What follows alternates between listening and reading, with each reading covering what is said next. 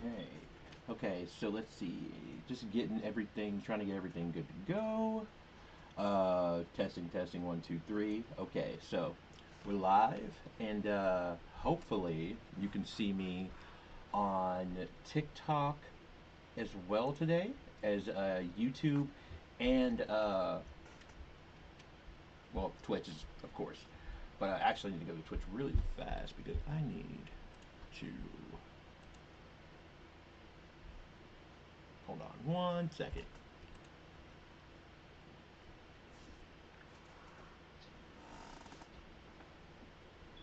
What is going on right there?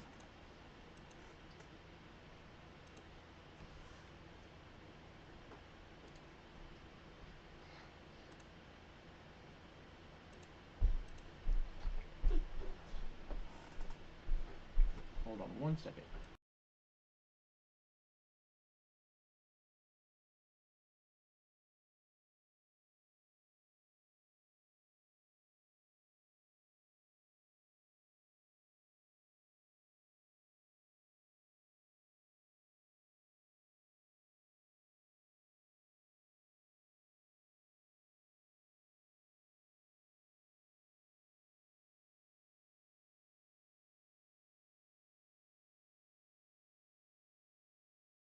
Okay, there was two me's on the screen for a second.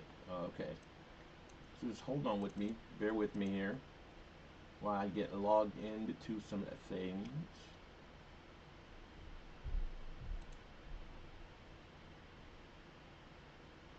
Hmm. All right, so welcome to the stream. It's Kid Ego Media, and I'm Z. And yesterday, I actually, well, 2 days ago, I put out a TikTok, and apparently, it went viral. I have a million views, 1.1 million views on my TikTok about CrunchyRoll, which was just a side thing. Like I was just kind of like I just found it out, and I wasn't trying to make it like a definite thing. I was just saying that to be aware that the announcement's coming soon. And yeah, that shit blew up. Like it was really crazy, to be honest. Hold on 1 second, y'all. While I get logged in to my TikTok, because we're gonna watch this bad boy. So hold on 1 second. Also, I need to go to Twitch real fast because I need to switch the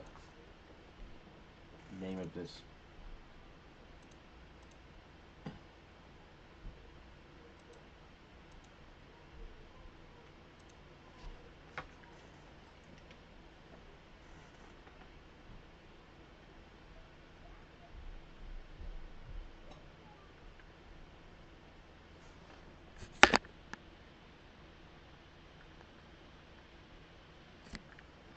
Okay. I just needed to cover your eyes for a second just because I need to log into my TikTok.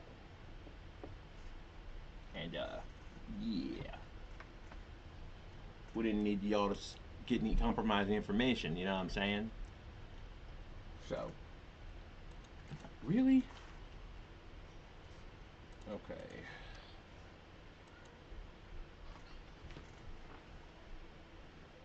This is just gonna ask me to go to the. We're just doing some updating stuff. The general fun, verification codes and such. I thought I was logged into everything, but as you can see, I'm not. I'm unprepared. I am. I'm deeply, deeply, deeply sorry for this inconvenience, and I hope that I can be forgiven for my transgressions. Oh, my num lock's not on it. Okay. Why is this not working? Okay. So I should be logged into everything now, and I think I'm live.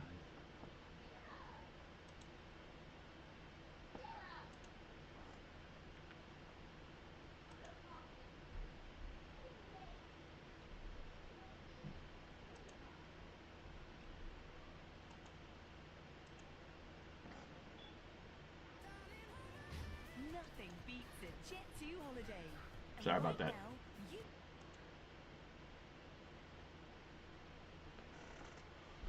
Okay, hold on 1 second, y'all.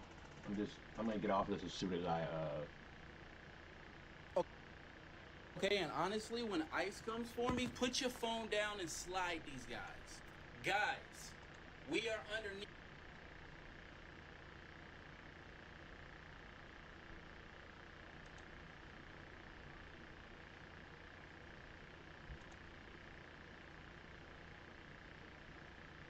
Yo, hey Viking Hag, hope you're doing well.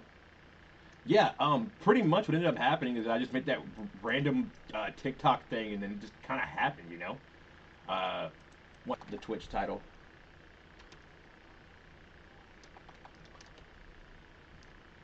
My oh, I got okay. My TikTok video about CrunchyRoll.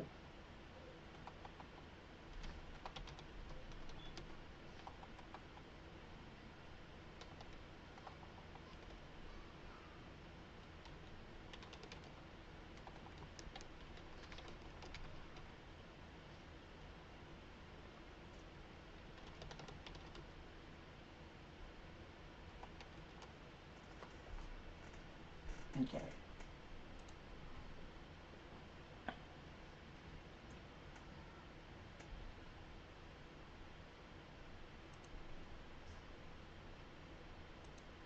Hey everybody.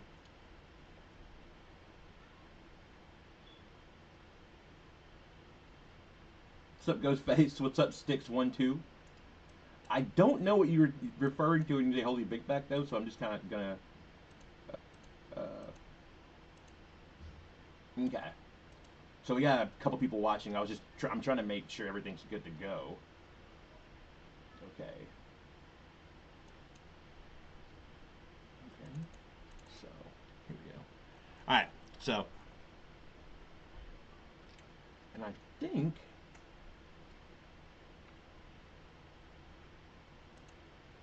gonna bear with me, y'all. Okay.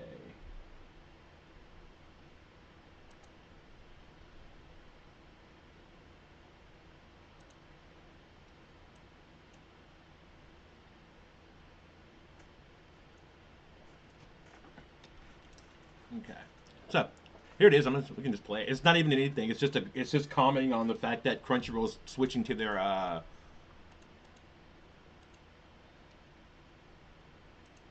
Crunchyroll is switching to a new software system about with Israel, and yeah, that's happening. And I just made a quick post about it, and it just went viral out of nowhere. Let me see. How do I get the sound? Come on. Israel. Not that deep. Not political in the slightest. I was also making fun of the trash taste situation. If y'all don't know about that, State of Israel. Not that deep. Not political in the slightest. So Crunchyroll is about to announce a new partnership with the State of Israel. Not that deep. Not political in the slightest. nope, not political in the slightest. So Crunchyroll is about to announce a. But anyone out there, but that happened, and I'm very happy about that, especially in the context of things, because right now there's a big fight about anime being political or not. Which no, not everything is inherently political as far as like being just on the nose political, but you can put things in context. And excuse me, I'm getting used to having partials, so, uh, but yeah. So let's see here. I'm trying to make sure I am. Am I live? Seriously? That's crazy.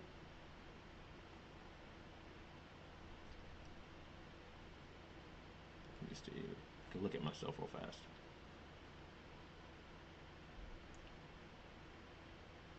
Cool. I'm live, boy. That's cool. I've never been. I don't think I've ever been live on TikTok before.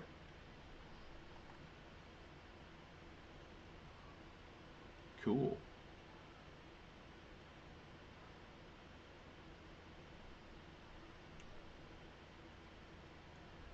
What's up, Menace Keys LLC? Welcome to the stream. I'm just I'm this is my first time live on TikTok, so I'm just looking to see what's going on here. What's going on, Cotton? Welcome to the stream, Colton. Sorry, I said Cotton. I'm so sorry. What's going on, Colton? Welcome to the stream. What's going on, Robert? Welcome to the stream.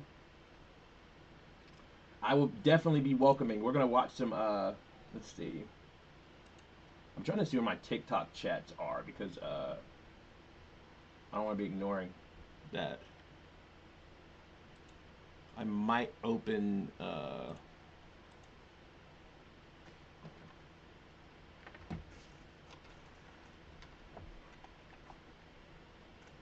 wonder is there a way to. Okay, we're gonna watch some stuff, hang out. Let's see.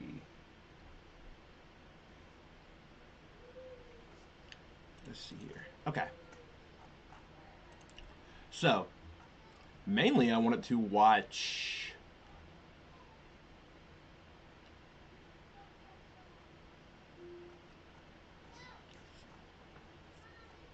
one of these videos, actually.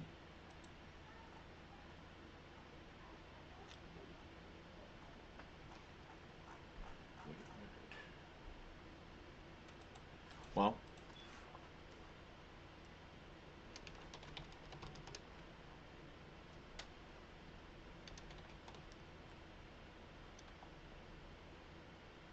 okay, it's been a while. So, we're gonna watch an episode of this.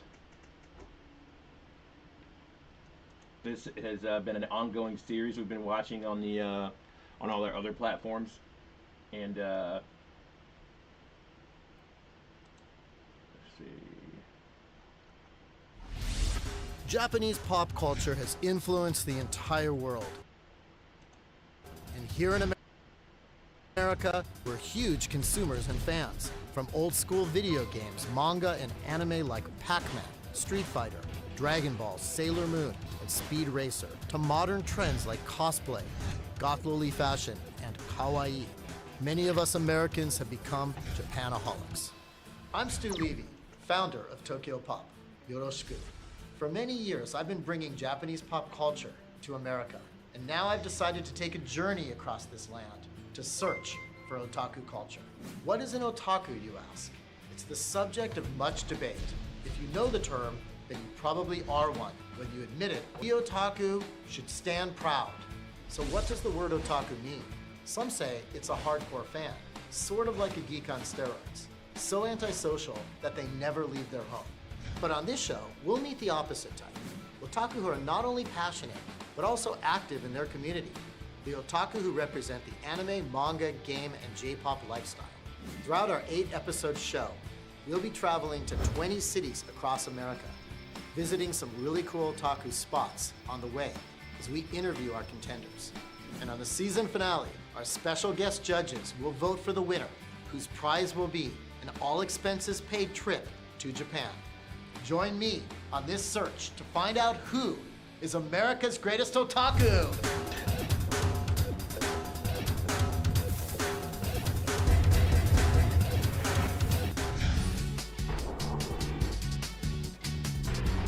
To find America's greatest otaku contenders, my plan was to rent a big bus and travel across America. It would be a lot of work zipping to 20 cities in the heat of summer. So I decided to recruit some apprentices. Really old. This is from 6 college students from across. If you don't know what Tokyo Pop is, they're popular for a lot of stuff like Chobits and just XX Triple X Holic, just a lot of different anime and manga. That I mean, they would probably, I don't know of how popular they would be now, just because of like you know, just the way everything is now. But yeah, all right. Chobits isn't too bad.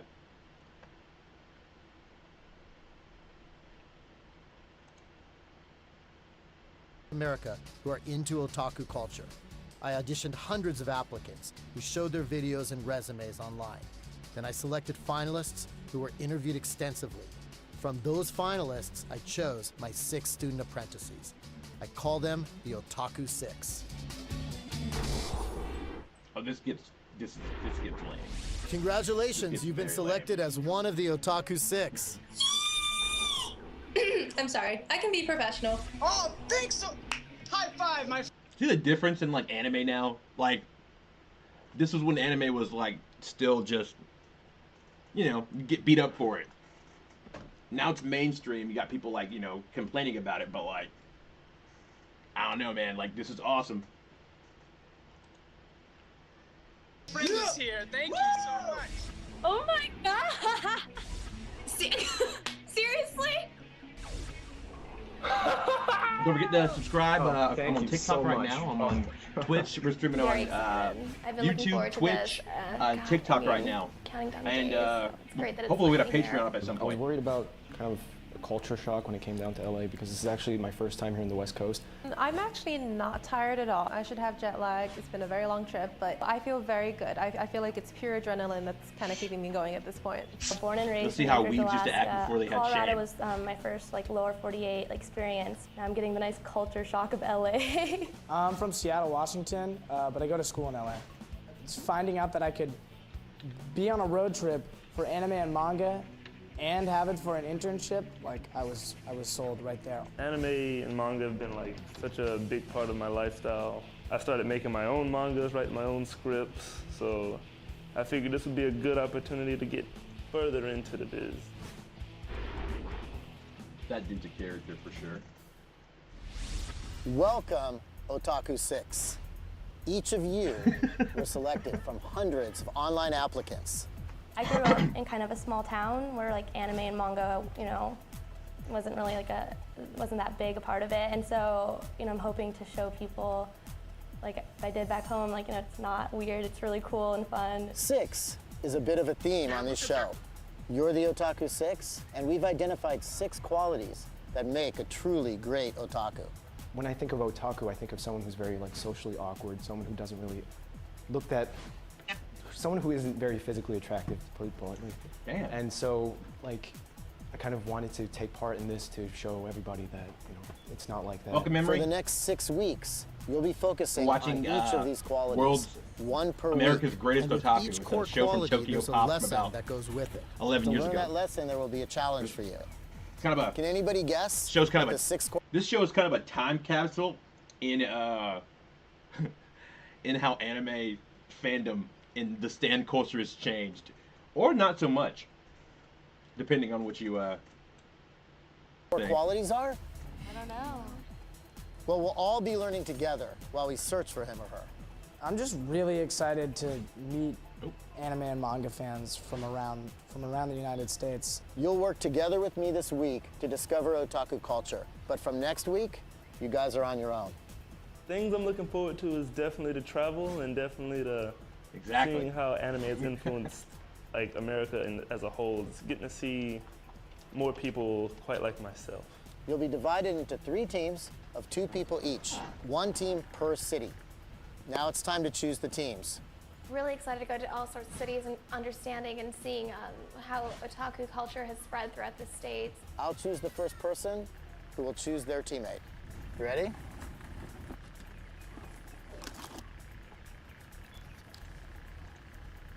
Mira.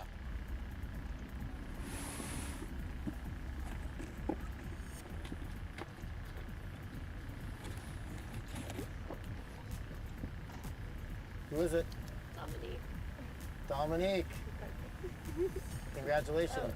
You guys are a team. All right, so this will be for team 2.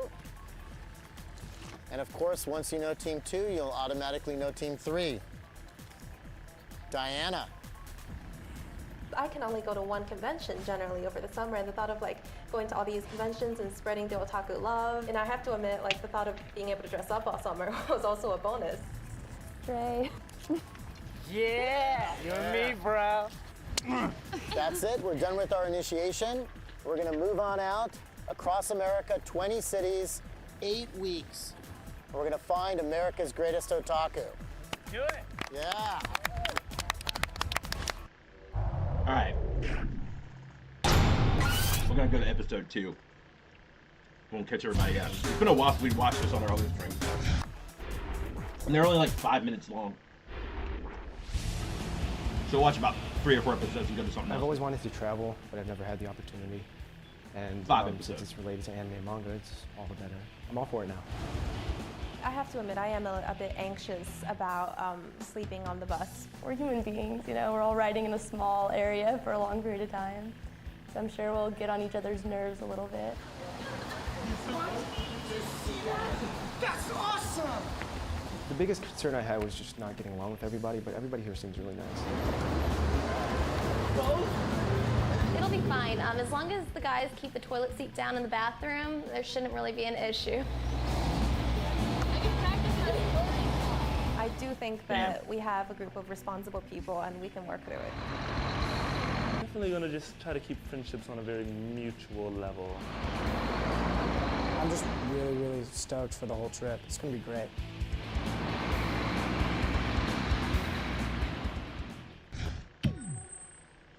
Alright, we're going to Los Angeles. Let's see what's going on here.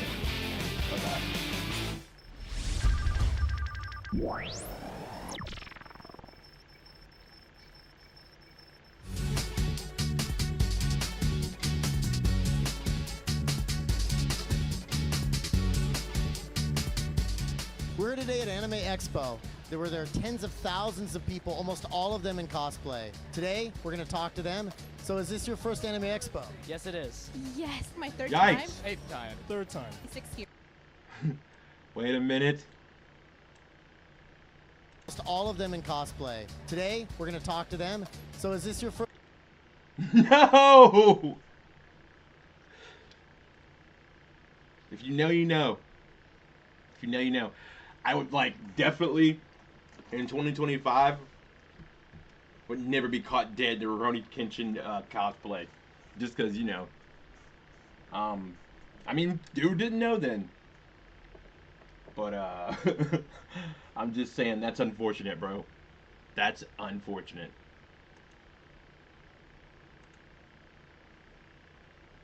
First Anime Expo. Yes, it is. Yes, my third time. 8th time. 3rd time. 6th year. 6th. 6th year in a row.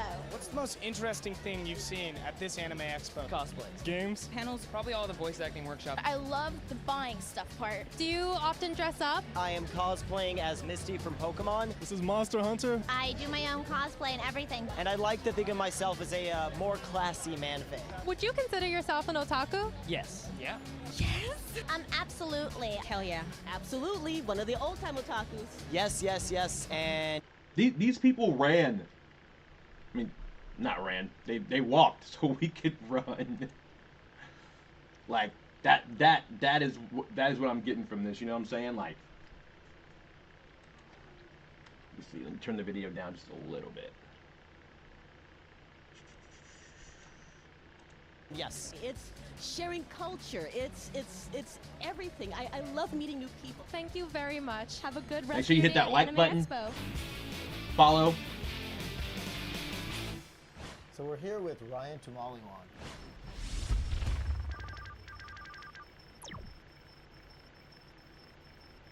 Probably like when I started collecting comic books.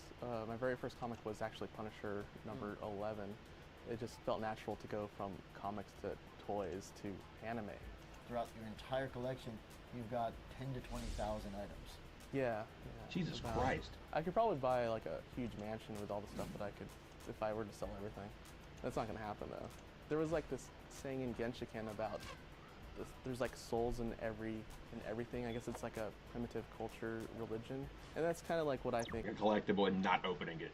Just being like steadfast on not opening it. Omega Supreme Transformer from when I was a little kid that I got on Christmas Day. He was actually the first Transformer that walks, and like when I got him, he was huge. He was like this big. I have a bunch of Stanley That's thick. autographs. I have Jack Kirby. Like there's like a bunch of stuff that you can't get autographed anymore, and I have them. I've worked on stuff like Bratz, like dolls. I usually do like a lot of dolls. Rainbow Bright, Tinkerbell, and on the boys' side I did some stuff for Naruto, for Mattel.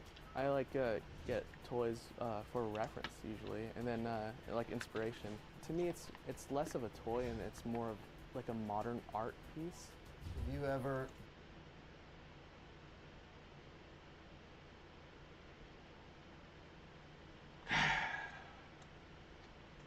designed your own toy as a vinyl type piece? Yeah, it's a Mikaru in a monkey outfit, and it's actually at my booth at Anime Expo right now.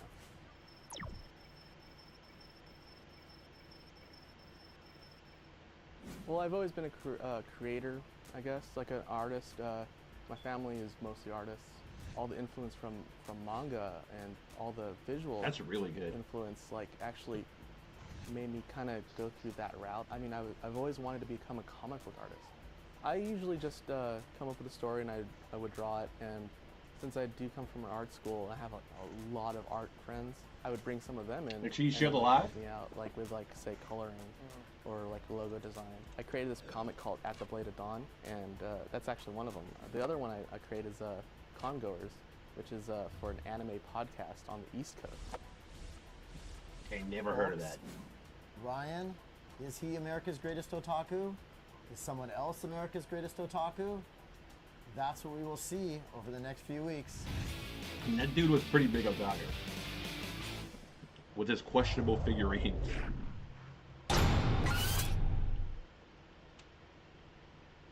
Let's see. Okay. Okay, so these 6 parts are this first episode because it's broken out. This is from the ancient time in YouTube when you had to break up episodes into like Royalty. 5-minute Shop's segments. really cool. Cosplayers will take us to our seats. 3 people? 3 of us, yep. Our VIP room? So we are here at Royal Tea Cafe in Culver City, California, and I am speaking with the owner, Sue Hancock. Nice to meet you. Welcome to Royal Tea. And I've brought 2 apprentices of mine, Dre and Diana. Awesome. And because of Royal Tea and what you do here, Diana decided to wear a costume. Very cute. So the maid cafes are a huge trend in Japan, as we know. This maid cafe, Royal Tea, is actually the first one in the United States. That's right. amazing. And I love the concept, and I noted. I wonder where they are too. We could look it up. Welcome to the extreme. On your menu, you have some really trendy teas. For instance, you have Pop Maicha, and you also have Kyoto Sunset, Yes. and some great names. All of these teas are very good, served hot or cold. This is royal milk tea, and it's actually my favorite. This one right here, right? Uh-huh. You guys try the royal milk tea? Come on. Shots. Shots all around. And I had been collecting art for maybe 8 years, and then I was collecting art for my nieces for their rooms, and I started collecting the really wonderful art by Murakami and Nara, and I decided, I want to share my collection with people, and what should I do? I should start a maid cafe. And are you going to plan on doing this in other cities, or do you think Los Angeles is the perfect city? Well, we've franchised it, and we Really? have calls from... And I noticed that a lot of your audience or your customers are cosplayers. Right. They gravitate here naturally, and we have a lot of times when we have events that bring them in. And do you have tourists in here too, or is it mainly local? Oh no, we have a lot of tourists. People will read about us in Travel and Leisure and all kinds of magazines, and then they'll come looking us up. And what wonder if about it's still Japanese open. people? Do they also Let's visit see. royalty? They do. What do they think? They do. They read about us in Japan, and they come That's actually looking really for cool. us. I And bet they this- love it. I wonder if this Culver place even City, still a Los thing. Angeles, royalty, definitely otaku culture. Sue, thank you so much. Thank you for coming.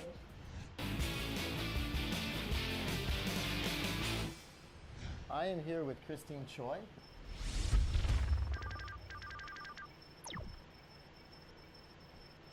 What character are you here? I am actually Simka from Air Gear. I love her outfit. Her outfit is adorable, and she also can be very sexy. I guess it's one of those things where I don't feel like I'm a very sexy person, but I want to portray that because this is a costume. I can be whoever I want. Now, where do you cosplay? I like showing them off whenever I can. I've actually worn this one to Albertsons one time. It was after an event at the mall. We decided we were hungry, so we went to Albertsons to get some food.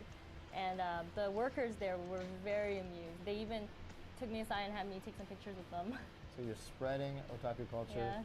to supermarkets. Yes.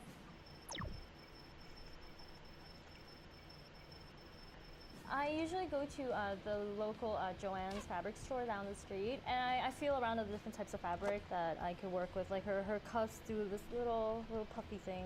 I'm like the cotton probably works a lot Welcome to better the than stream. something say stiffer. What about the goggles? Is this also something that's like that? We're watching America's Greatest Otaku I bought goggles from and 10 years I had ago. to paint them and tint them in the correct color for the character. I also made the hat. These pants are fabulous. You've got different pieces of paper that you've glued on and this kind of thing. This has been painted directly onto the fabric, Yes. is that right? Actually, I used acrylics. Fabric paint started soaking in, and Okay. painting it seemed to work very well, and I did want the color This dude's a weirdo. to be more vibrant and more saturated. And what about the shoes? The shoes I bought go-go boots, and I painted on the different stripes. Oh, wow. This is Yui from Keon, and it's just a really pretty dress that she has. These little beads. Ping pong balls. Ping pong yes, balls? I spray painted and put it on fishing wire. My first cosplay was actually Rukia. I did Rukia and Orihime with my best friend. That's pretty cool. Recently, I've done a costume. The newest one is Lebro from Final Fantasy 13. In the past, I've done Rock Haruhi. Her rock outfit is adorable, so I've done that costume along with her school uniform.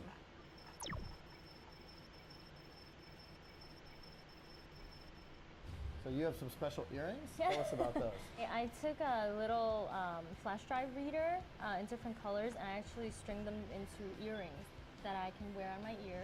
They're actually micro SD cards, so with the reader, I can constantly be swapping in and out the memory as well. So you have the actual data in your earrings? Yes, because I do have some That's actually breaks pretty cool. between classes. And what am I gonna do? I'm gonna watch the latest episode of anime that I have carrying around on my ear. It's funny because.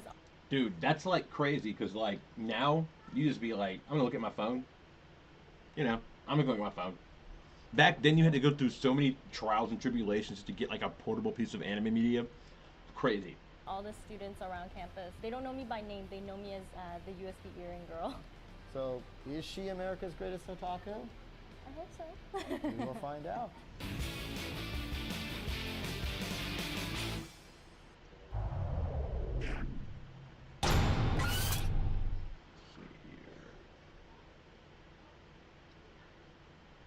All right, let's see.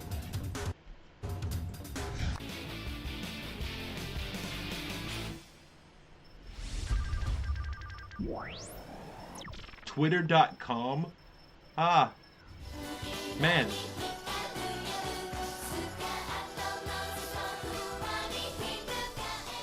America's Greatest Otaku, here we are interviewing Erina Mano, who is actually a hot up-and-coming J-pop idol, and we're lucky to have her here in Los Angeles. She's here doing a concert. She's also promoting her film, so we're lucky to have a few minutes with her. よろしくお願いします。お願いします。今回ロサンゼルスに来てからなんていうんですか、すごい私のことを知ってくださってる方がたくさんいて嬉しかったです。もう今日はライブやったんですか？やりました。歌が日本語だったんでみんな分かってくれるかなと思ったんですけど、なんか一緒に踊ってくれたりとか、すごい嬉しかったです。今回もニューヨークから来てくださった方もいたりして嬉しかったので、そうですね、また日本帰って帰りたくないけど日本帰って Hi, Rudy Hickle.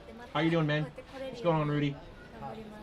はい。 Hope you're doing well, man. なかなか皆さんとお会いすることはないですけど、ツイッターをやってるので、ぜひそっちでも皆さんと交流を取れたらなと思っていますので、これからもよろしくお願いします。エリナ_マノでやってます。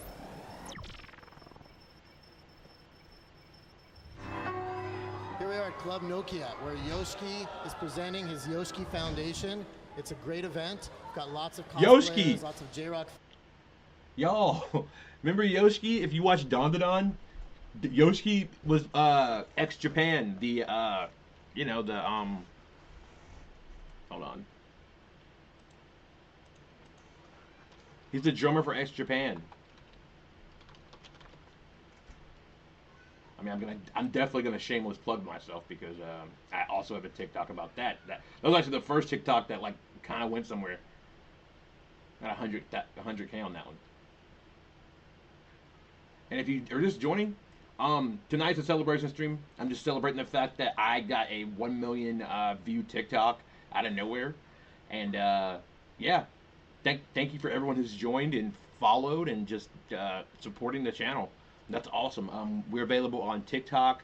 We're streaming on TikTok right now, Twitch, YouTube, and gonna try to start doing more Patreon stuff.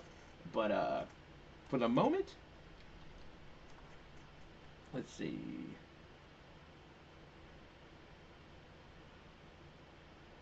Let's see here.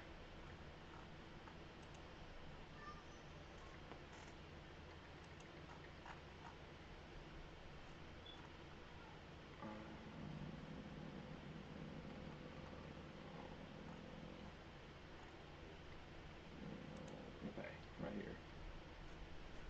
The Don Don anime could be facing legal trouble because of last week's episode. Last week, the series featured fictional band Hayashi. No, come back. No, I don't want to know about the Gundam franchise. I'm looking for. Hold on. I'm trying to put this in context. This is hilarious.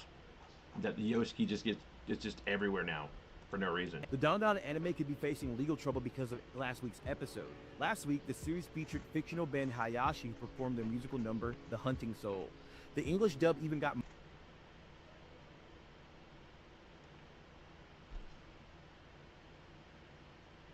and Hayashi who performed their musical number, The Hunting Soul.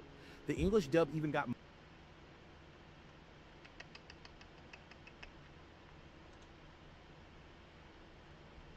Come on.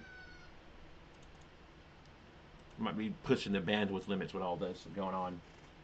But Yoshiki, it was part of the band that Sony that this was covering pretty much.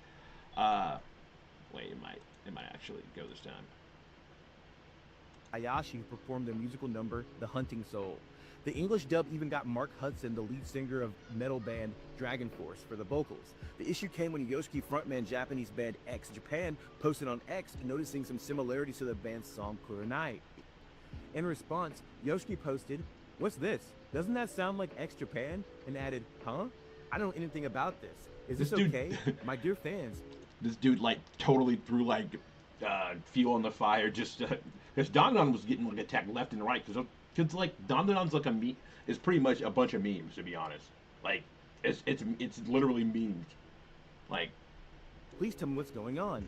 He was expressing his bewilderment and also revealed it would have been nice if the production team had at least given me a heads up. Noting that his staff had urgently contacted him.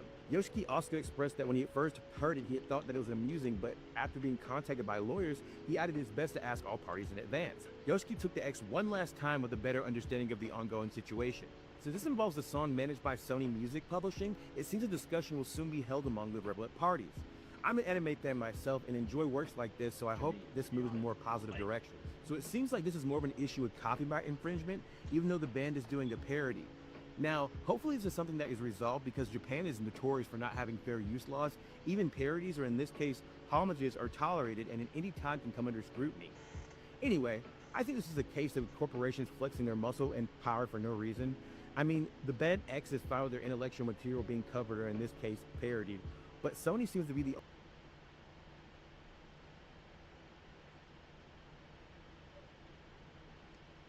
But the overall situation for that is the fact that Yoshiki, that's Yoshiki. So it's funny to see that Yoshi's right here. Mira, Dominique, you guys have been doing a great job. So I'm going to let you guys handle this event all on your own. All right, I'm ready. Can you handle it? Yeah, give me that mic. All right, here we go. All right, thank you. Hey guys, my name is Mira. And I'm Dominique. And we're here at the Yoshiki Foundation concert, and we're about to head right in, right? All right, come and follow us on in, guys. We're going in.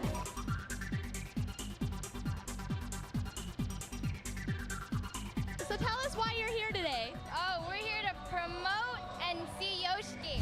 And how excited are you? I am so excited. When I found out, I was hyperventilating, ready to cry. Yoshiki! See, I doubt that this energy is still there for Yoshiki. This is why he had to sue for him and Sony went after Don Don. That was like the only relevance that this band has anymore for the most part.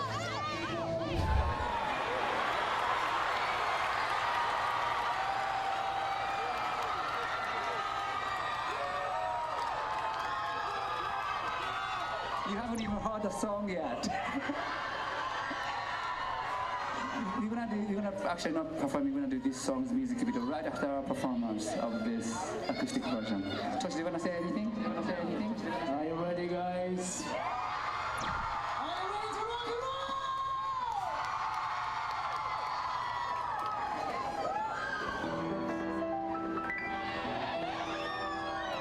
Song is called IV.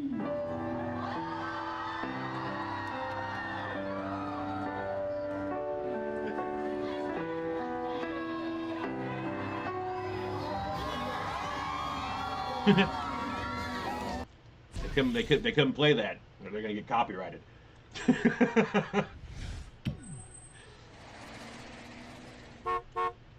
They're going to San Francisco now. Let's see what's going on here.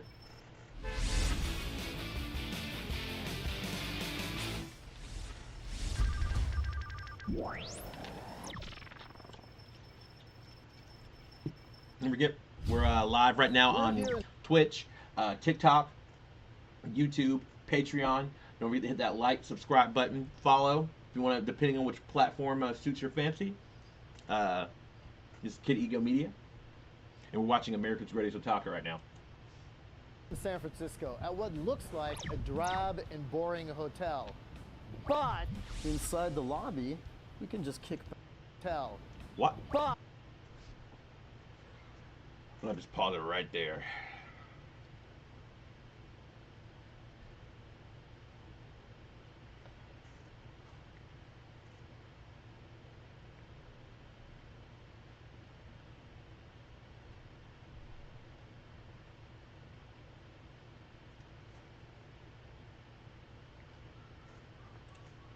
inside the lobby, we can just kick back and watch anime. How awesome is that? We're in Japantown, San Francisco, the Hotel Tomo, where they've come up with a brand new concept, the Otaku Hotel. At Hotel Tomo, we already saw how amazing the lobby is, but even the rooms have very funky concepts, like this one, the Mecha Room. In each room, you can do different things. And hey, you guys, what is going on with this? Sorry, we're just playing video games. Video games, where'd you get these? They're just in the room. They're in the room? So it's like part of the concept? Yeah. Sweet, I'm in.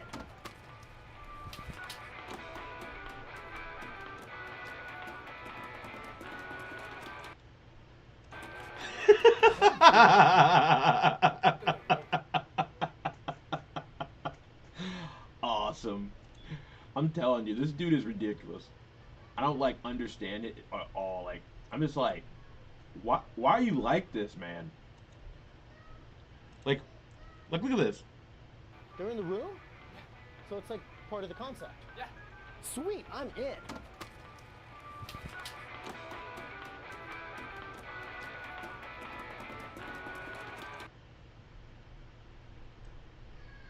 I'm just gonna move this right here just a little bit for the vertical people so you can see it on the vertical.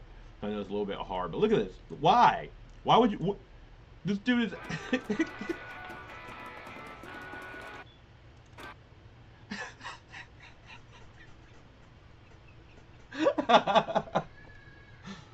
Damn. CEO of a whole ass manga company. Well, in 2011, this is probably how David would act.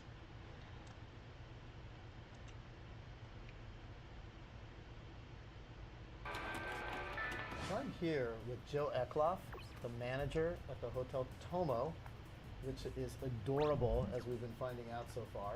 Hotel Tomo is the best Western and short-view hotel that would attract people here to Japantown, and ours is renovated in a modern day style of Japan. Shonen Jumps. Anime. I used to have a subscription to that. Like I had but Shonen Jump used to be like a thing, the North American version, the monthly.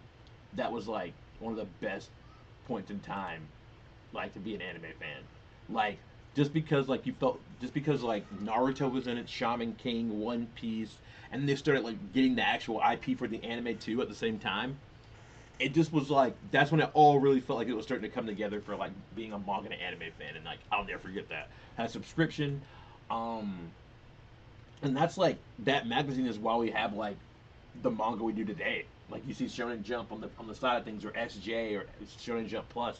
That's why we have that. So it's like very cool that that's to see that.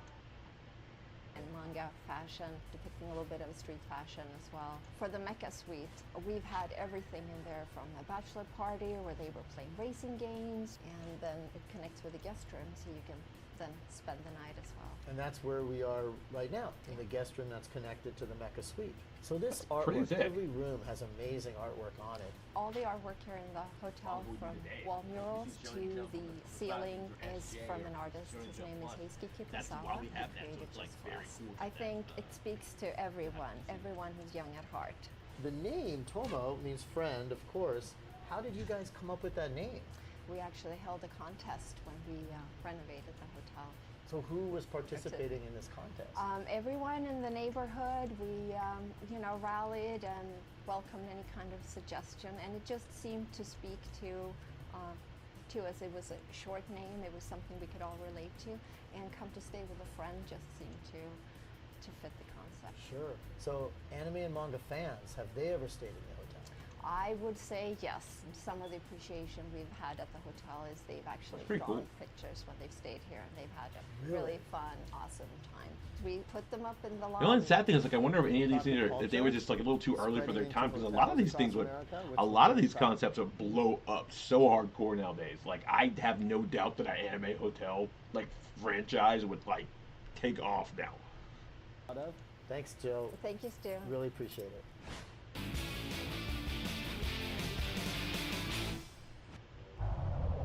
I'm gonna watch two more from this episode, so we're gonna watch those and then we'll move on to something else.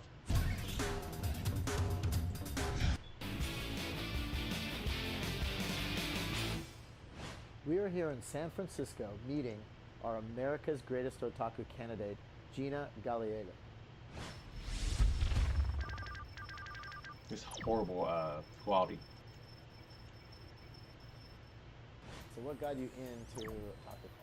Probably Sailor Moon. It was on TV, and I'd go home and watch it, and I thought it was the greatest thing ever. And I started Sam, welcome. titles, and I went, Garden of Thoughts, welcome. That, and starting buying figures and things like that. Then after that, I started working so I could afford more things. So that escalated to like figures and dolls. So do you consider that you have had an addiction? I can't say it's an addiction. I mean, maybe some will, but I think, I think it's a lifestyle, being, an otaku, appreciating the art. Put it the same as like people who collect paintings or sculptures. I mean, I don't see the difference in that. How many items overall would you guess that you've collected over the years? A lot. Any idea? I have to say in space, but Damn. probably I could fill this whole area. What about financially? If you can't put in a number of items. I could buy a house. You think you could buy a Jesus. house? Or at least a pretty good down payment, I would say. I mean, I've been collecting since I was 12. It's like 15 years, so it's pretty crazy.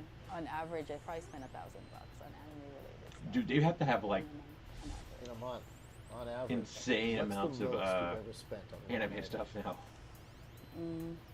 That's tough. Maybe the dolls for now, because I mean, they're crazy. They're like $1,000. These little dolls here that I love? Yeah. So this doll here, it's just Bro. watch I break. Bro, why are you like this, man? Like, why? Why are you like this? Like, why? What's wrong with this dude? He just like picks up this girl. Like, who does that?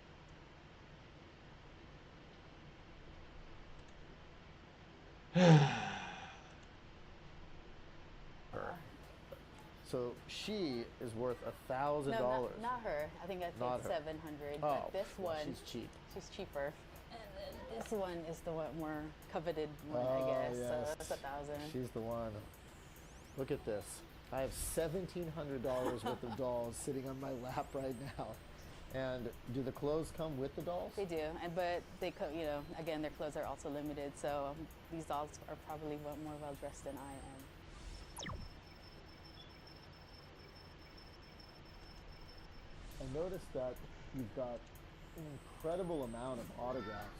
Like, I go to a lot of anime conventions actually, and it's great that we can interact with a lot of guests from Japan, and they have autograph sessions, or if I guess for Cardcaptor Sakura, that's a script signed by all the main seiyuu. That's awesome. There's a lot of Sailor Moon. That's how you know, like these are like OGs. They're all like bringing up Sailor Moon. Someone who collects, but you also involved in the actual community itself. Yeah, actually, I was a I went to UC Berkeley, so I was a member of the anime club there, and you know, we actually had put on a convention. Now you also have lived in Japan, right? Yes. Before you went to Japan, you know, you were into it, and then afterwards you got into it again even more. Yeah. Did you have a different perspective on things? Yeah, certainly, because you know, you're there. You know, I kind of appreciate more what goes into it. Now I'm kind of like, I gotta support anime more in money. Maybe that's why I buy so much, because the animators themselves don't make a lot of money out of the product. So Gina, you obviously are hardcore otaku. I am. Do you think that you are America's greatest otaku? Definitely. I mean, I'd like to see somebody who can beat me. Damn, she was like, bring it. We're here in San Francisco. Welcome, Pixel Garden. Art Hey. Museum. We get to interview today the director of the museum, Summerlee Cashier. Hi. Today we have Team SNS. Okay, I thought it was Stephen Demon and Slayer. Sully. No, it wasn't And Demon I'm Slayer. actually going to let them, for the first time, do their own interview. How did the Cartoon Art Museum get started?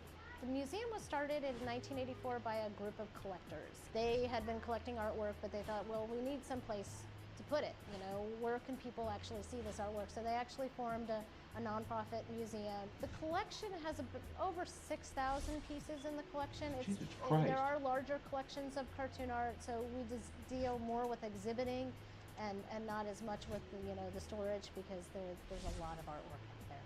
What exactly do you exhibit at your museum? Just last year, we did an exhibit of Coraline, which we had the stop motion, the puppets, and all the artwork, the pre-production stuff. We just had an exhibit of Batman that featured some Japanese Batman. The Japanese licensed the Batman character in the 1960s from DC, and so they actually created their own Batman with their own artist and their own writer. Jiro Kawada was the artist, and we had some of the original artwork here. And it's been produced as a book and translated into English, so it's now available in the United States, but it's for the first time that this kind of artwork has actually been available in the United States, so we're kind of proud to be able to offer that. We did Drawing the Sword, which is a traveling exhibit we had last year of representations of samurai in manga and anime, but it goes back to the old ukiyo-e prints that they did and the representations there and how that translated. There are some cynical people out there who say that cartoons can't be art. What would you say to those people? That's pretty much what we're here for. You know, a lot of people are familiar with cartoons, but they don't know the artist and they don't know how it's created. And we're really here to represent the artist and the medium and to show this creative aspect. A lot of artists have academic training and then they go into cartoon art. This show is definitely a time capsule. Animation, and it really is. For us, it's a fine art, so it's really one of the things that we really work hard at educating people about. It's really fun to watch. When people see the name Cartoon Art Museum, they first think kids. But then when you come in and you see it, you realize that cartoons affect all of us and all of our lives, and we're all touched by them. You know, most people know either Disney or Peanuts, you know, but there's a whole world of cartoon art that for all different kinds of people, and hopefully we represent them all pretty evenly. From your I'd go to experience this. as This a is director of a such cartoon a cool art place to go museum, to. how would you define otaku?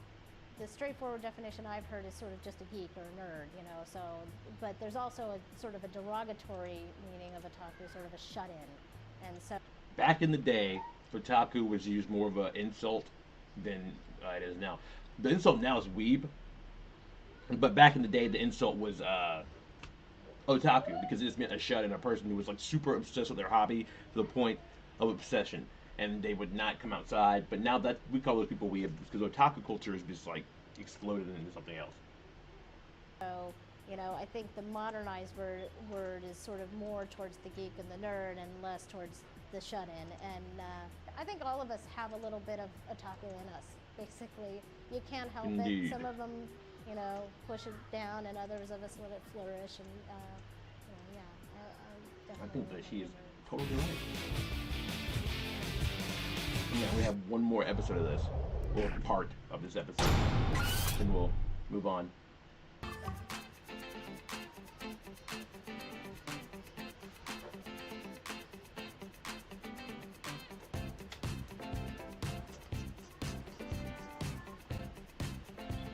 Okay.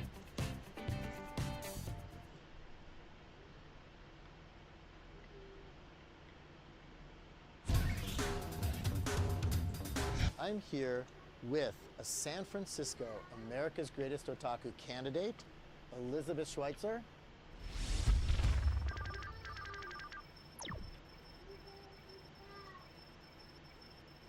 When like, I was if these people, probably 5 or if 6, like my these mom people are bought still in the anime and they're still doing it, I can only imagine I can only imagine how much how much crazier this has gotten. me a Sailor Moon costume for Halloween.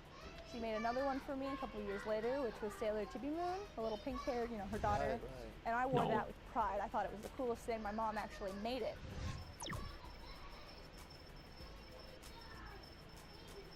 The first costume that I attempted to make on my own was a little bit after my mother made me a couple.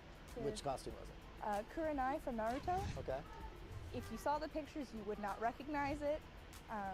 So I spent the next year trying to learn my way around the sewing machine. I made some clothes just for myself. And the finished product is this, actually. This is impressive. It's a night elf Dude, when I from World break of this shit. Warcraft. It's got cords sewn on by hand. I did this skit at WonderCon, and I got the Best Presentation Award for it. So how many costumes since that time have you made? Oh boy. I'd say upwards of 20.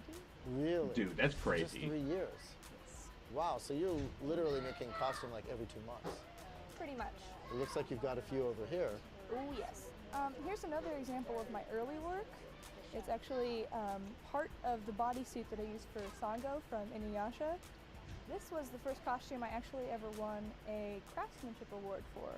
And I know it's really simple, but This looks it's like just like really a sturdy. real dress. Yeah, that's what they said. They thought I'd bought it. So what costume is It's a this? real dress. That's like so insulting. Oh, really? She wore this? Yeah, the first time she shows up, she's, up on the boat and she's yelling at everyone. And her Haha.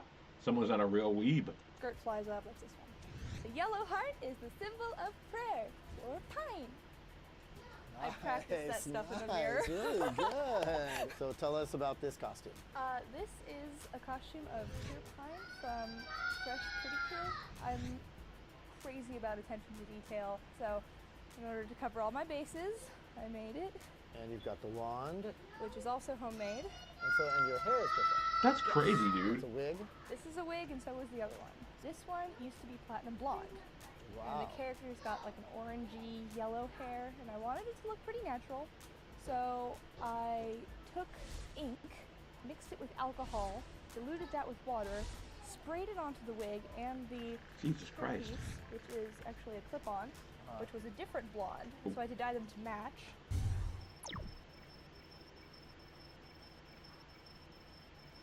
Well, I draw, mostly just post. I mean, that's not bad. It's not like the other guys, but like.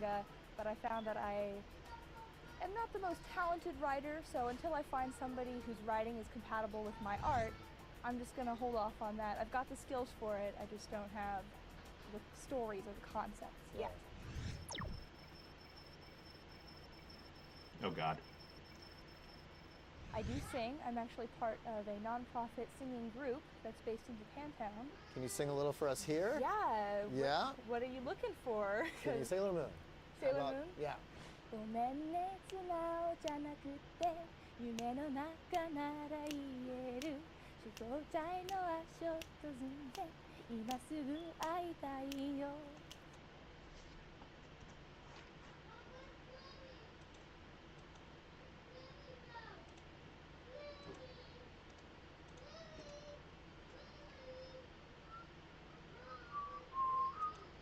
Wow.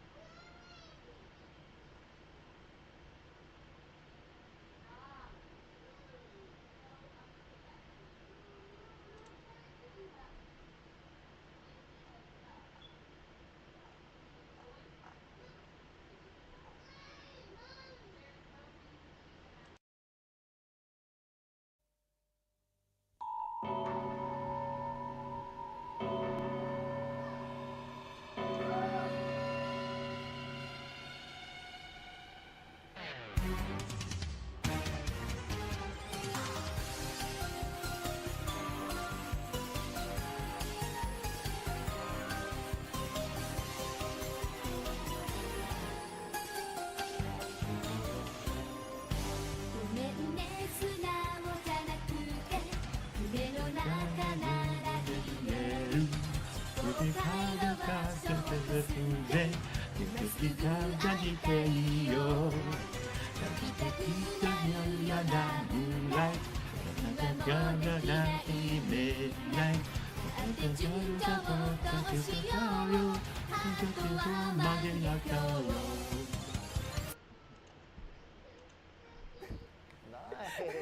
nice.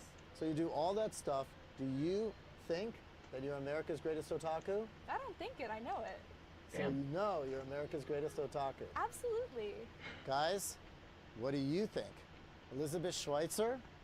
Nice job. San Francisco? Possible America's greatest otaku? We'll find out.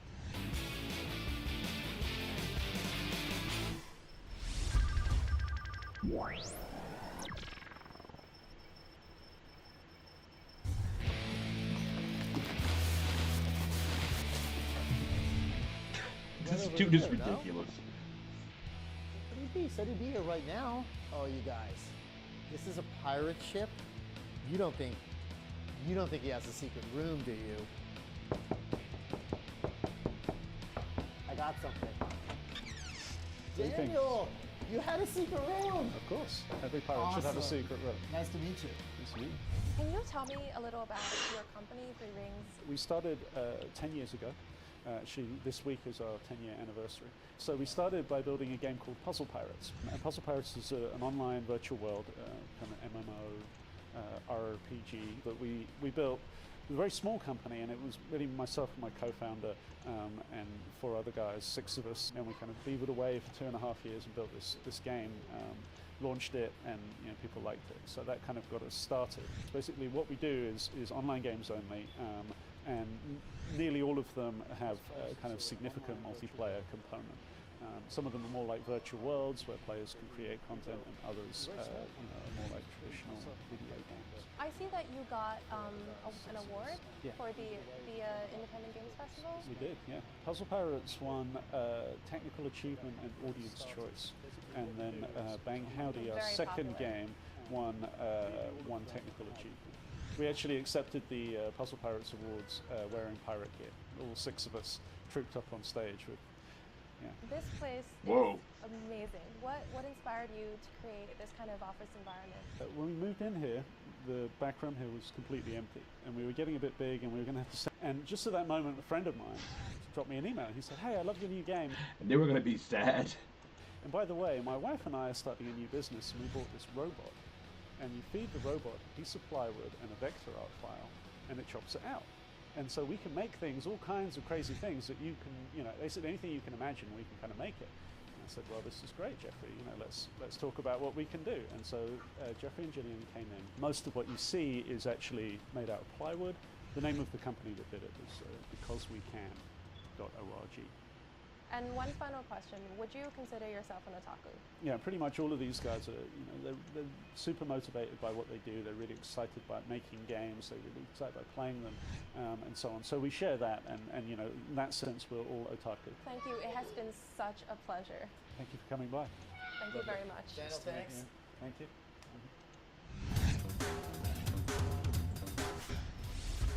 This week, we met 4. Don't forget to subscribe, like. We're on TikTok right now, Twitch right now, YouTube right now. Actually, YouTube vertically and horizontally. So that's how we do it here. Candidates. Who will be America's greatest otaku? Join us next week as we head to Salt Lake City, then over to Denver and down to Dallas as we continue our search to find America's greatest otaku.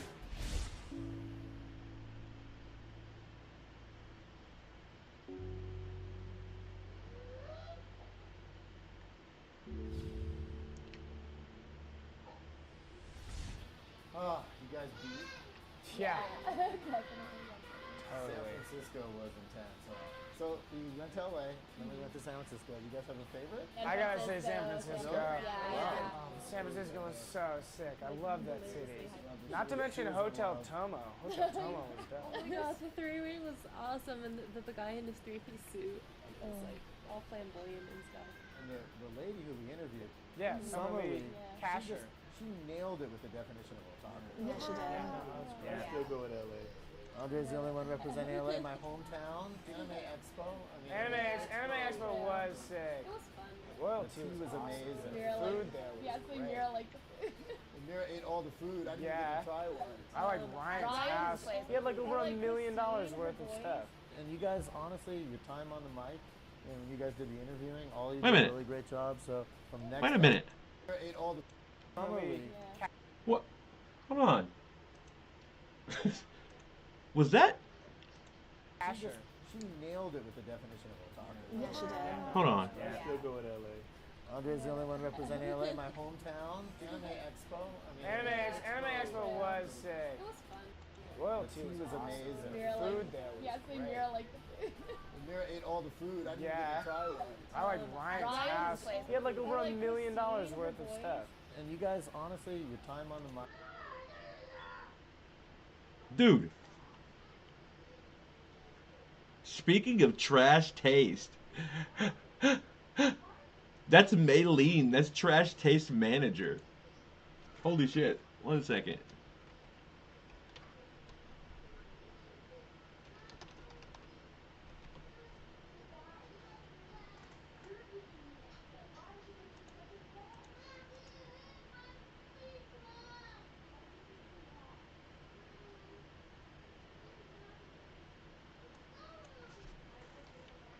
Yeah, that's Maylene Tran.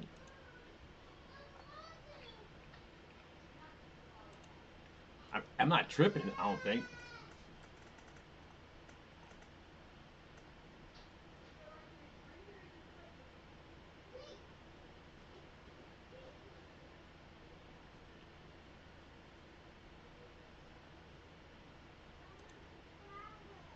Like, that's Maylene. I know.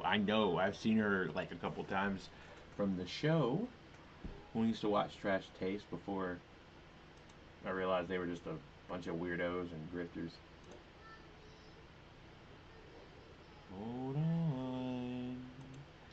It's Maylene. Anyway, that's her. That's Maylene. And when you guys did the interviewing, all of you did a really great job. So from next episode on, next week, you guys, I'm just going to leave it to you, and you guys are going to handle the segments. We're going east. Sweet. So let's get a good We're night's going sleep. east, bruh. We're going to wake up early and hit the road. Sounds good. Thanks for watching this week, and we'll see you next week. Okay. What's up for the next Virginia? I wanted to watch, there is a thing I didn't want to watch. And my plan from now on is, like, I'm going to try to start getting up in the morning so I can just, like, cover stuff for, like a couple hours during the week. Probably, like, on, Thursdays, Fridays, and maybe Saturdays, I think. I think those will be good days to try to stream and get up. With that, now comes the hard part, actually getting up. So, yeah. Let's see what else do we have here.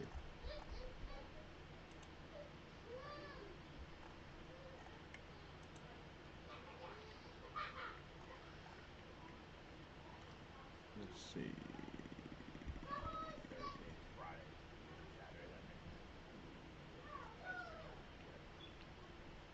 With that, now comes the hard part, actually getting up. So, yeah.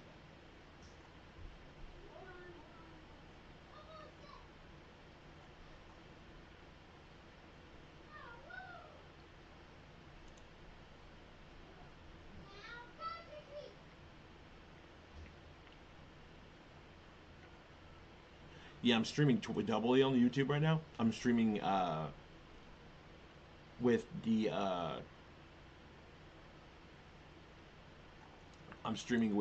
Restream as well, so you can watch me vertically if you want. See, 2 live streams, as you can see. I am doubled up on this right now. So.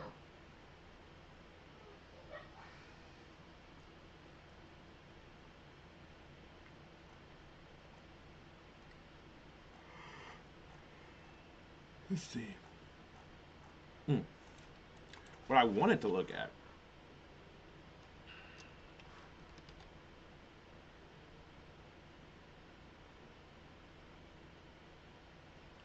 was this video.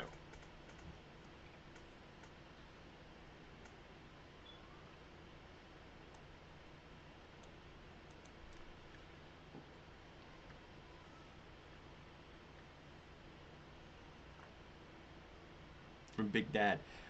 It's just talking about how, like, you know, a lot of the people out there want to act like before you step on it, and it's a lot of the people out there want to act like they, you know, would support Luffy, but in reality, the concept Luffy would not even want to deal with them because they're such cowards, we see Sanji especially and Zeb in the face of what's literally going on starve. in We the see world Alabasta today. break into a civil war due to water scarcity. We see people picking through garbage for table scraps in the Gray Terminal, the landfill outside the wealthy Goa Kingdom. We see where he feels hungry for the first time in his life. We see a blockade on Law's homeland of Levant. We see Wano suffering a man-made famine under Kaido's brutal occupation.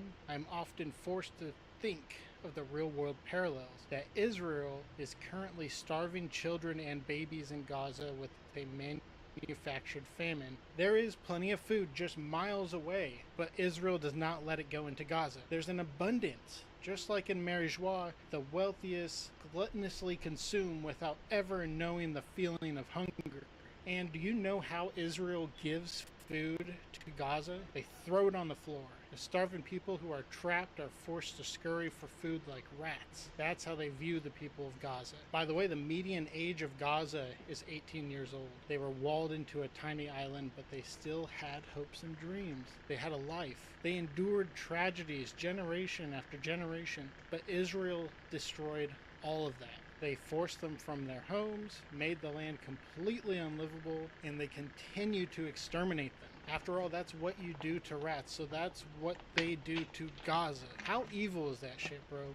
Literally in One Piece, the most evil mother to ever do brushes off his cruelty to people by calling them insects. You wouldn't consider an insect's feelings before you step on it, and it's played out right before our eyes. You can watch a fictional genocide in One Piece during God Valley, or maybe an apartheid in Whitetown, or maybe a famine in Wano, and then pull open TikTok on your phone and see the exact same shit on the timeline, except this time it is real. Oh my god! And people are not talking about this, at least not the biggest names with sizable platforms. First, I didn't want to critique anyone even in good faith because I just assumed a convenient chunk of their brain where their conscience resides was missing, and it felt a bit ableist to critique them given their presumed disability. It's all Damn, dude. coming back. It's all coming back. I hate you. It's all coming back. You understand? I don't like it. I don't like to think about it. But I learned something recently that was incredibly obvious and relieving to hear. Mega huge, legitimately awesome toddler influencer Ms. Rachel recently went from YouTube to Netflix and Walmart deals. But this was all done while she spoke out against Israel for months and months now. Filming personal videos for specific families in Gaza and making videos about the There's no reason that any of these people with giant platforms, especially when some of the top creators aren't doing anything about it, or even saying anything, or even just, you know, giving a nod or anything. It's weird. It's kind of gross. Injured and starving children in Gaza and holding through a whirlwind of anti-Semitism critiques when it was not as easy to speak out. She's so fucking awesome. Let's pretend to sleep. Wake up, little bunnies! Skip, little bunnies, skip, skip, skip. Right back, but while I'll be right back, because I want to watch this. This is awesome. But while I'll be right back, because I want to watch this. This is awesome. I'm gonna put on a trash taste video. And for those who don't know, I have a YouTube video. If you're watching from anywhere else other than YouTube, youtube.com/kidego is my username.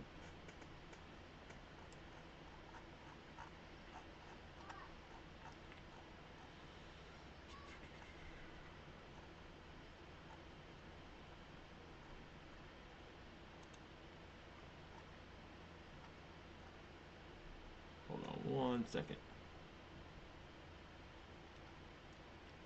This is from last year, and barely anything about these motherfuckers have changed.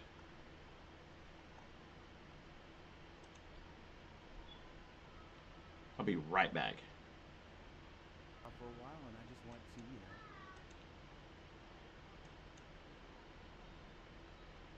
Hey, y'all, I've been gone for a while, and I just want to, catch back up and see how everyone's doing, and at the same time, I want to talk about the state of anime. So before we get started, like button, that subscribe button, and also the notification bell so we can get up a new output.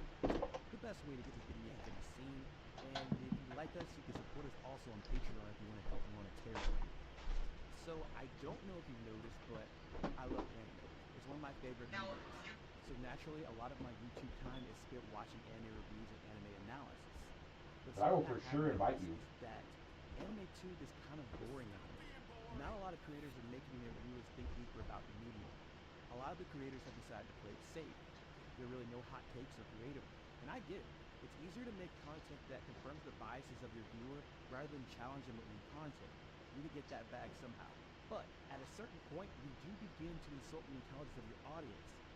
And people do get tired of hearing the same rehash conversations over and over and over. A recent example of this is from the Trash Taste podcast. So do you ever think there's this weird phenomenon now with shows that get really hyped, the animation gets better as the show gets better? What do you mean? Like Free Reign is so popular. And in my head I'm like, I wonder if the animators go hard because it's different. I wouldn't be surprised. It's different, right? Like back then, the show was normally animated, maybe terrible TV, but normally a good chunk of it was animated. Yeah. Why not? Now it's like it's week by week.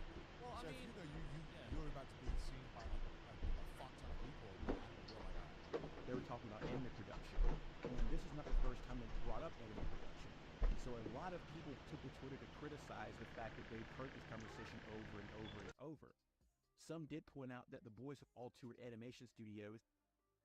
So today we are at Studio Trigger because they're producing the Omega Strikers intro animation, which I also voice in, and they're going to give us a behind-the-scenes tour of how some of it was made. I'm here right now at JC Staff, and I'm going to be walking through the entire process of Combatants Will Be Dispatched. So I am here right now at Cloverworks Studios, but I've never been to the studio. I don't know anything about how anime is made, so I need somebody to guide me through this journey that we're going to go through together. So producer for Orange Studio Yoshihiro Watanabe was on episode 155, and they did ask him how long production takes. Single 20-minute episode of anime. In your experience, how long does that take to make? So a normal production would say like 3 months. So either the boys straight up forgot, or they are feigning ignorance for conversation. Either way, it's not a good look, and it does kind of scream laziness.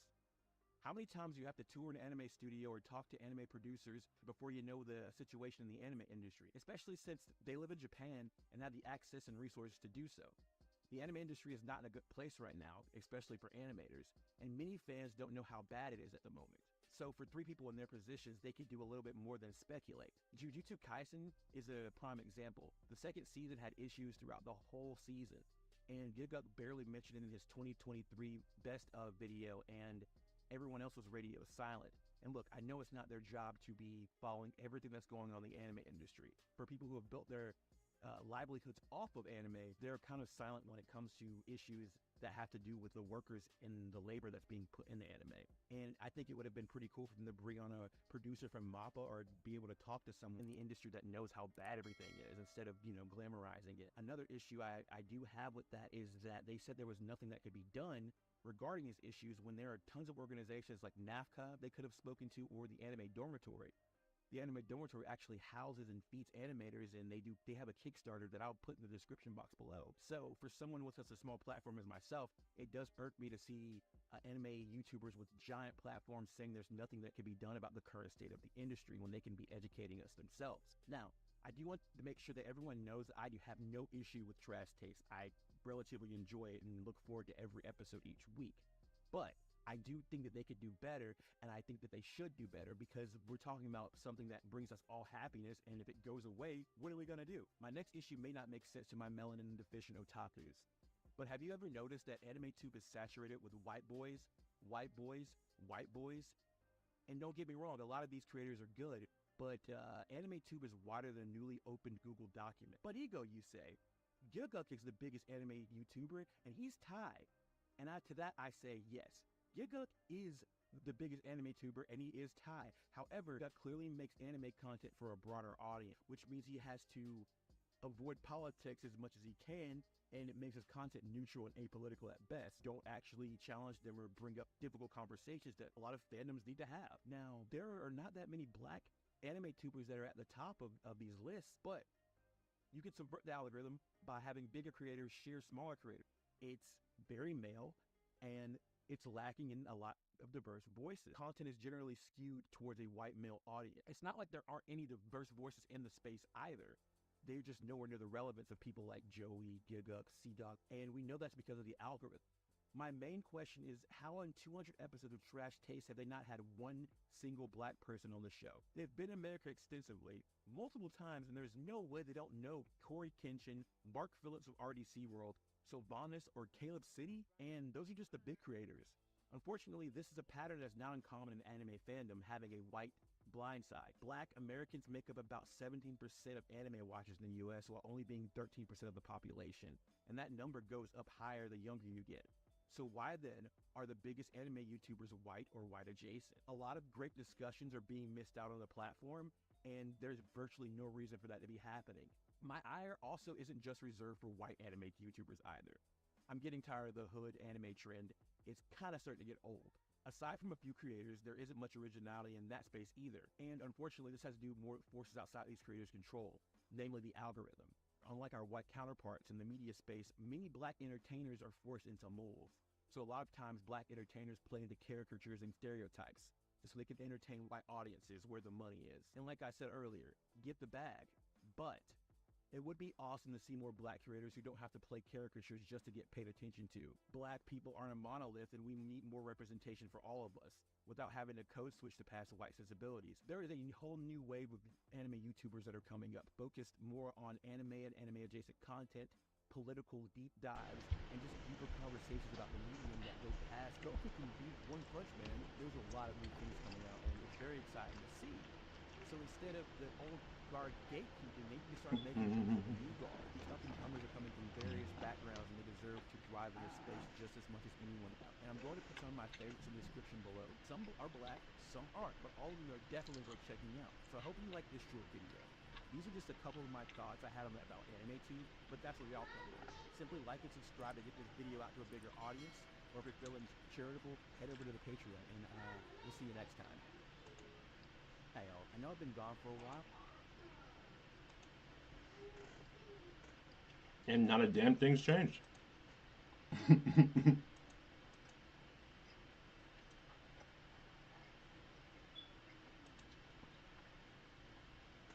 Sadly.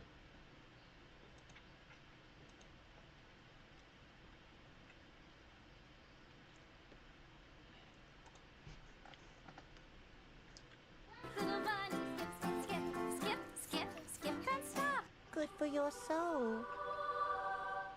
And get this, the fucking the New York Times, my bad, asked her to her face if she is funded by Hamas. Hamas. Fuck the New York Times. Fuck your whole board and every dollar they have profited through their manufactured consent. All this is to say that Miss Rachel is sort of proof that speaking out against Israel doesn't hurt your career. In fact, it might help your career.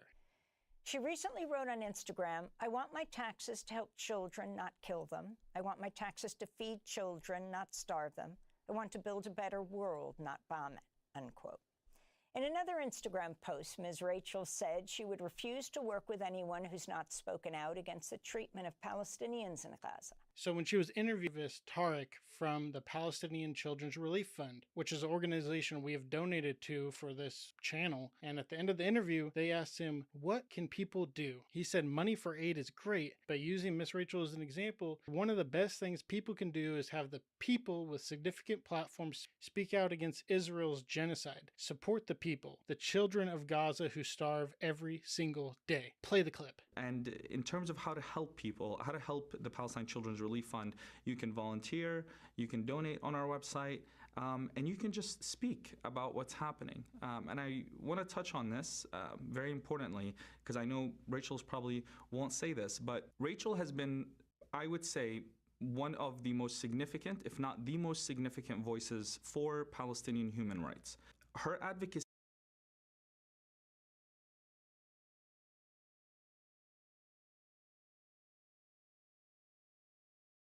legacy has touched the hearts of people that never would have ever heard about Gaza or the Palestinian children. And that's why her voice is so vital and been so important. When Rachel began to speak out, I saw a tide shift like no other. I've criticized creators in the past for ignoring the political elements in One Piece.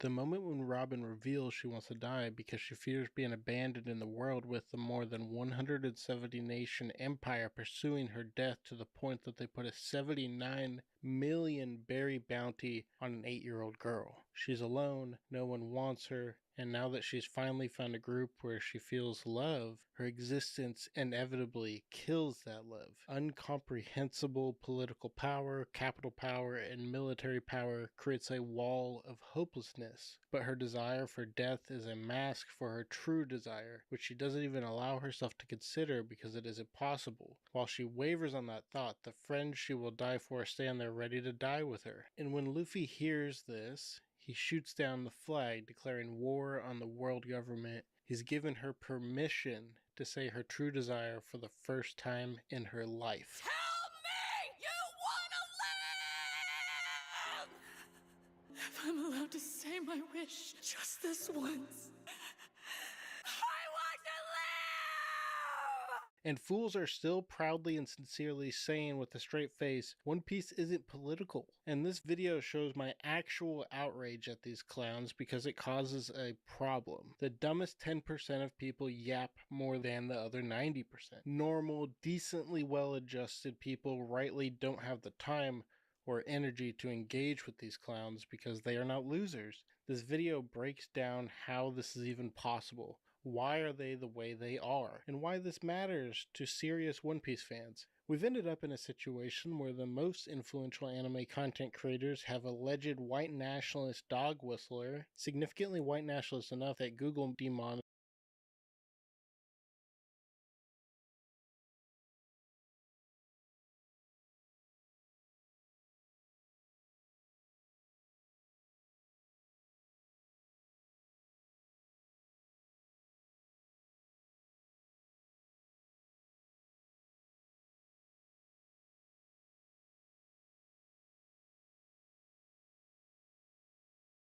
clowns because it causes a problem. The dumbest 10% of people yap more than the other 90%.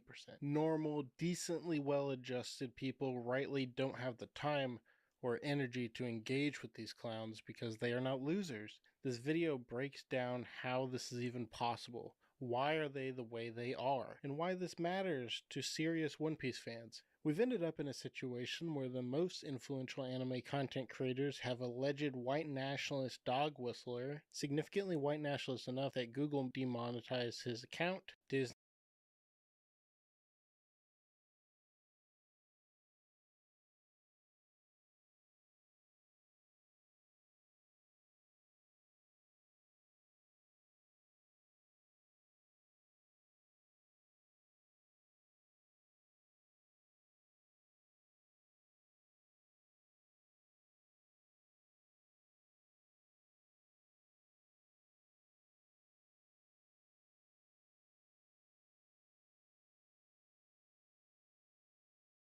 Disney severed ties with him. The stupid part about this is I don't even give a shit about PewDiePie. Honestly, catching strays here, but I started looking into him because people in the comments of my last video says that Trash Taste banned Hassan for being political, not on their podcast, but for covering left politics online. Told Hassan as well, I was like, hey, most likely not going to have you on again. Hassan Piker has come under a lot of flack from primarily but for covering left politics online. Told Hassan as well, I was like, hey, most likely not going to have you on again. Hassan Piker has come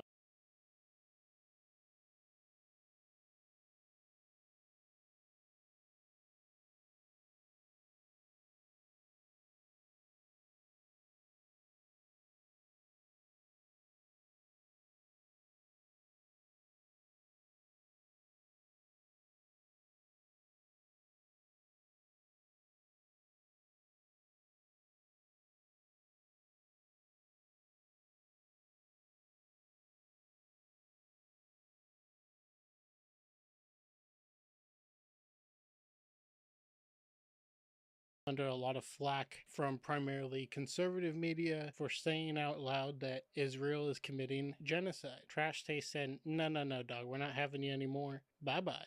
The show is not political. So I was like, gross. The whole I'm not political thing is silly because being apolitical is supporting status quo, the de facto group that is in power. So I was like, who else has Trash Chase? Oh, they've had PewDiePie on a couple times. I remember him getting into some hot water a while ago where he said this. What a fucking jeez, oh my god. Status quo, the de facto group that is in power. So I was like, who else has Trash Chase? Oh, they've had PewDiePie on a couple times. I remember him getting into some hot water a while ago where he said this. What a fucking jeez, oh.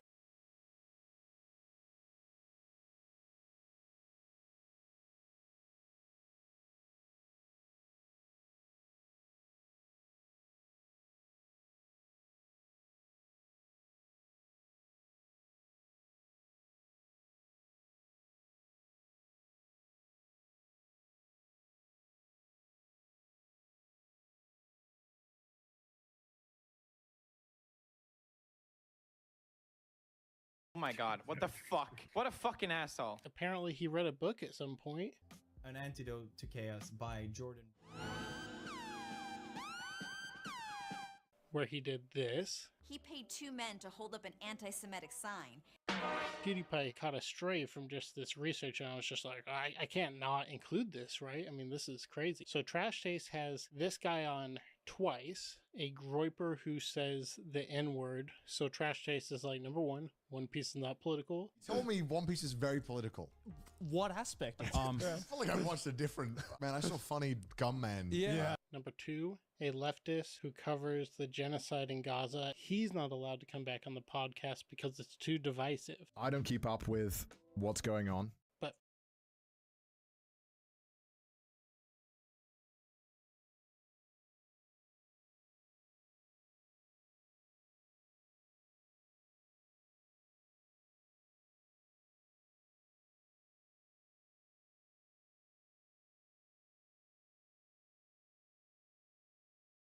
Felix, PewDiePie, come right up, bro. How you doing?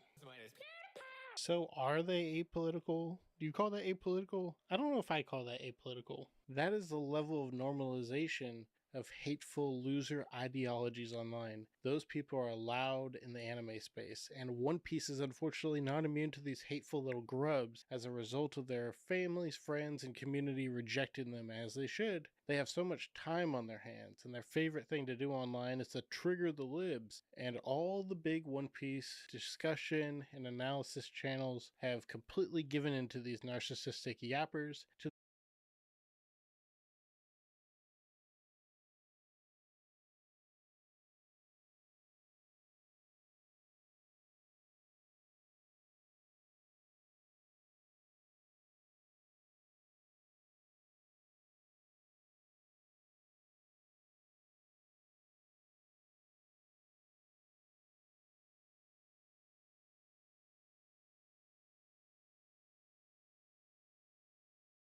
the point that the One Piece YouTube content landscape is nearly devoid of any political discussion of One Piece. It is a void out there, and the voices that do speak are tiny compared to those molding their uninspired, shallow, oftentimes straight up idiotic drivel into 3 to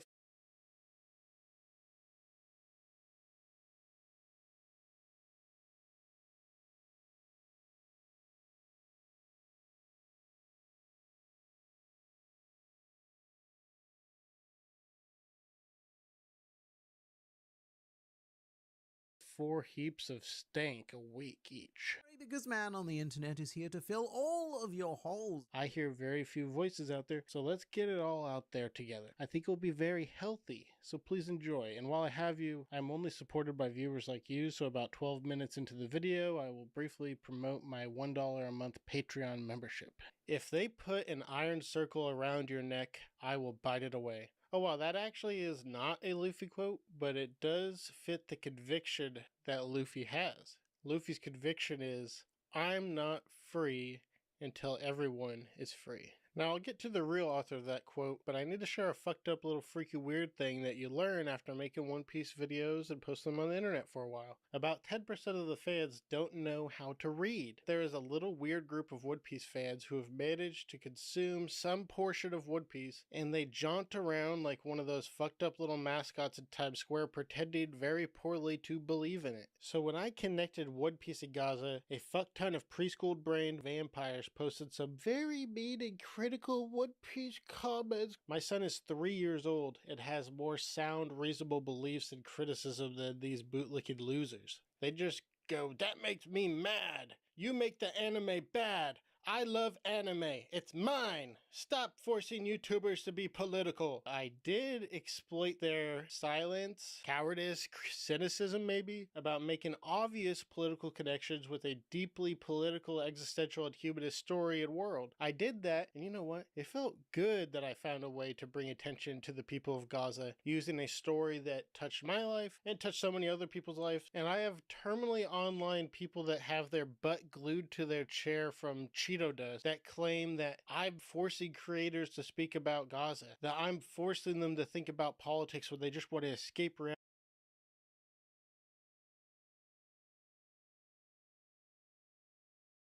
reality, which is fine.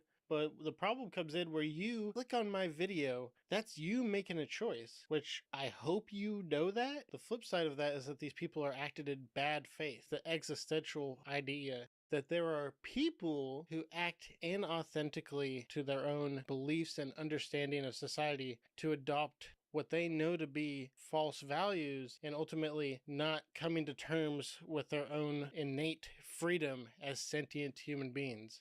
They're deluding themselves to avoid the reality of acknowledging that they themselves are a coward for not acting in the way that they know to be true. And somehow that extends so far to being like, One Piece isn't political, man! And I know that the people commenting on my videos are not really probably southern rednecks in the United States. They are way more often weird MAGA Eurocucks who really want to LARP online as MAGA Americans for whatever weird fucked up reason. I found this guy who is using his mental gymnastics to make parallels between One Piece and Gaza. One Piece is nothing specific. Calling for censorship about politics in regards to any art is a critical element of fascist ideology. They don't care about the truth. They believe they know what truth is regardless of the evidence or reasoning because their truth is mythical. It transcends truth, so no other expressions are valid, especially if they go against the patriarchal class structure that they believe they benefit or once benefited from. They are losers with loser beliefs, so don't argue with them because they don't care about winning an argument. They don't care about One Piece. They see One Piece as pure aesthetics. All they see is the power fantasy with no actual heart and soul in the art. Arguing with fascist losers with loser ideologies serves to validate their side of the argument as having some place in reality even though they are born out of insecure, delusional hatred. Ignore, block, or leave it at fuck off. 10% of the people who clicked on my videos psychotically rattled away that I am morally blackmailing other content creators by pointing out their silence, which was their choice and continues to be their choice. They said I can't make One Piece videos that involve commentary of our real world because they watch One Piece content to escape from stress of real life. Wait, you think I'm not stressed? Yes, they want me to not speak out about literally starving children and genocide because it hurts their feelings and makes them uncomfortable.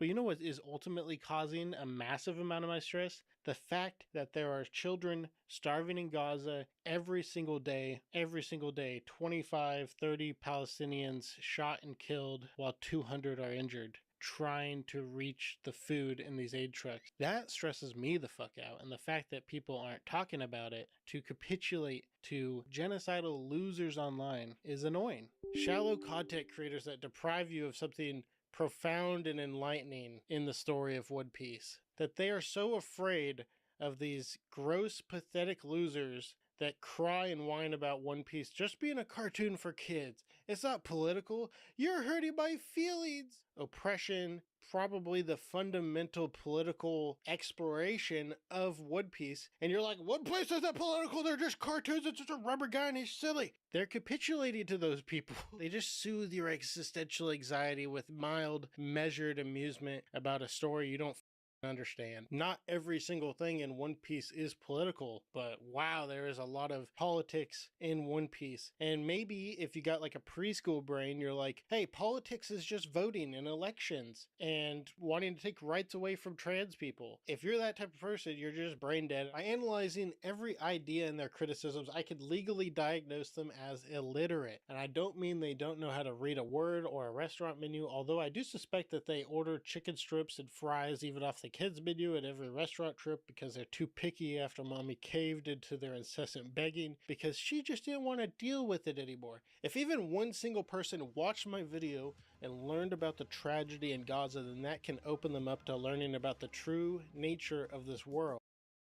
The true identity of the Celestial Dragons are the peak of the kind of class hierarchy. They have all the military power, all the economic power. The biggest threat to their power becomes these people that break the societal norms, that set out to live differently, live outside of this box, and they are automatically labeled pirates. And like in the real world, in One Piece, they use labels to delete thought, delete critical thinking, because labels have the characteristics that people could just recognize a pattern and be like, okay, I'll just blanket put this on everybody else. Straw Hat Luffy, evil, mass murderer.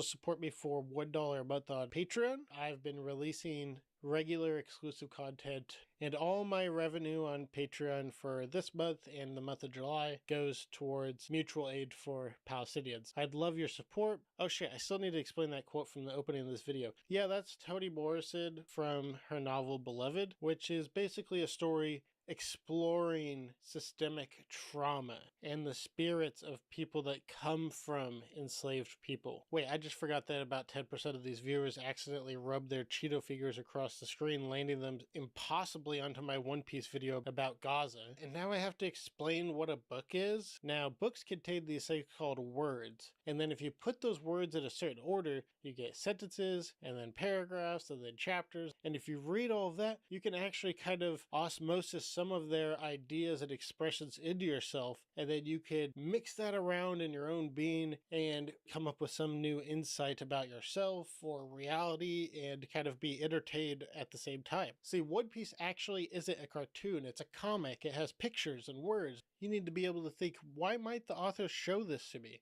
And is there any connection to my own humanity? And the better you get at thinking about this, the more you could actually infer, and you're closer to the full meaning and expression that the author intended or didn't intend to express. And One Piece is something I consider to be literature, meaning that it has practically infinite meaning to analyze in a way that makes my mind quake with the sheer unfathomable levels of creativity, intelligence, and compassion that it makes me feel ashamed to be of the same species as Eiichiro Oda. And these dipshits are like, it's just a cartoon, bro! So yes, they've literally never seen One Piece, and they've just felt the need to psychotically LARP as a One Piece fan to express their weird, gross, cynical, political opinion that One Piece isn't political because it's a cartoon for babies. I feel like Oda is a god, and that I'm a mere human. Then what are these people?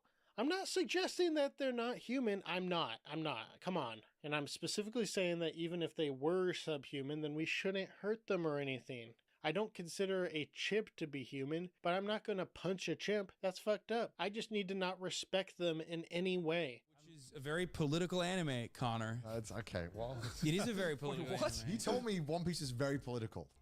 What aspect? I feel like I watched a different. I read a different, and I saw Funny Gunman. Yeah. I get all of my news from the BBC. Look, I'm not trying to pick on Connor Dog voice actor. They banned Hassan from being a guest on their podcast. Not because of any of the political things he said on their podcast, because they made sure he didn't do that in their most recent episode with him. They banned him because right-wing fascists flooded their comment section of their Trash Taste podcast. I'm just connecting the dots of people's past actions having real political ramifications, because when you cynically inject edgy Nazi jokes into the brains of children, those former children become some of the audience that represents the pro-censorship Nazis that trash taste and people who make One Piece content saying what I feel like saying about the thing that I want to talk about and going, you can't do that. You're forcing people to talk about Gaza. You're anti-Semitic and Hamas, probably.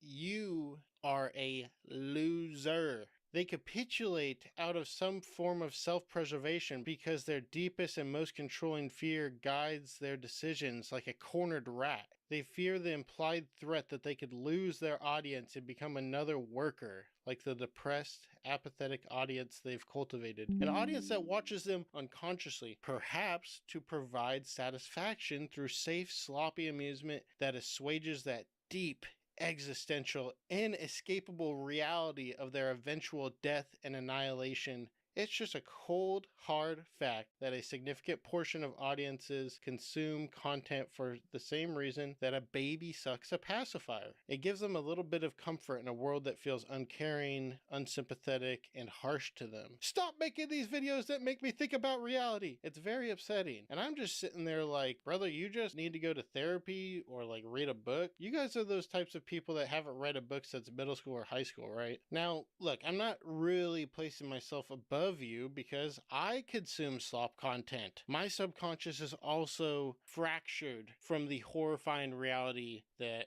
I see in the world, like the genocide in Gaza. I find that horrifying, and sometimes I need a good old-fashioned tier list video about some video game I'm playing lately to relieve myself of a little bit of that anxiety. I don't think there's anything wrong with